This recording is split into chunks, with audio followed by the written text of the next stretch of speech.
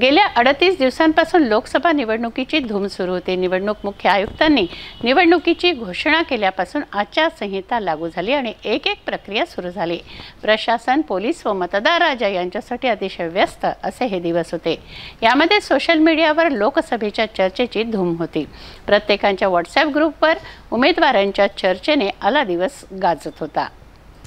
निवडणुकीच्या धामधुमीत सोशल मीडियावर अनेक निर्बंध होते, तरीही सोशल मीडियावर लोकसभेच्या चर्चेची धूम होती। प्रत्येकाच्या व्हॉट्सॲप ग्रुपवर उमेदवाराच्या चर्चेने आला दिवस गाजत होता। सोशल मीडियावर टीका टिप्पणी करू नये, अनादर भावना व्यक्त करू नये अशा पोलिसांच्या सूचना असताना सुद्धा दिवस रात्र राजकीय चर्चा रंगल्या आणि त्याचा शेवटी शुभरात्रीने व्हायचा। गेल्या 38 दिवसांपासून लोकसभा निवडणुकीची धूम सुरू होती। निवडणूक मुख्य आयुक्तांनी निवडणुकीची घोषणा केल्यापासून आचारसंहिता लागू झाली आणि एक प्रक्रिया सुरू झाली। प्रशासन, पोलीस व मतदार राजा यांच्यासाठी अतिशय व्यस्त असे हे दिवस होते।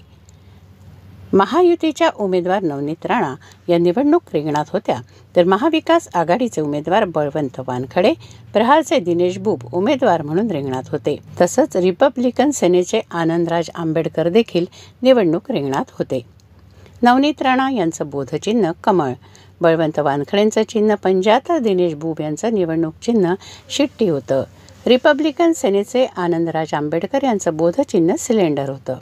कमल की पंजा की शिट्टी की सिलेंडर, कोणाचा जोर जास्त आहे याची चर्चासुद्धा सोशल मीडियावर रंगली। त्यानंतर या लढतीतील उमेदवारांच्या प्रचारासाठी स्टार प्रचारक आले, तेव्हा त्यांच्या भाषणांनी या चर्चेला चांगलीच रंगत आणली। या टीका टिप्पणीने आणि चर्चांनी सोशल मीडिया गाजला। प्रत्येक उमेदवाराचे कार्यकर्ते आपापल्या उमेदवारांच्या विजयावर ठाम राहिले आहेत। पंतप्रधान नरेंद्र मोदी, खासदार राहुल गांधींसह अनेक राजकीय नेत्यांवर चर्चा रंगली। आता 26 एप्रिलला लोकसभा मतदान संपल्यावर पक्ष उमेदवारांच्या मतांची बेरीज करण्यात ग्रुप व्यस्त झाले आहेत। अनेक एक्झिट पोल फोल ठरले असताना सुद्धा अनेक बहाद्दर विजयाची गोळाबेरीज करत आहेत। जातीय मतांची बेरीज करून अनेकांनी सोशल मीडियावर पक्ष उमेदवाराला विजयी देखील घोषित केलाय। राजकीय चर्चेत हजारो राजकीय पदाधिकाऱ्यांची मोबाईल चॅटिंगमध्ये रात्र गेली आहे। लोकांच्या एक्झिट पोलवर नाही, तर येणाऱ्या 4 जूनला मतमोजणीतून निकाल स्पष्ट होणार आहे। मतमोजणीतून खरा निकाल समोर येणार आहे। निवडणूक संपली तेव्हा आता एकमेकांचे शाब्दिक वाद विसरा।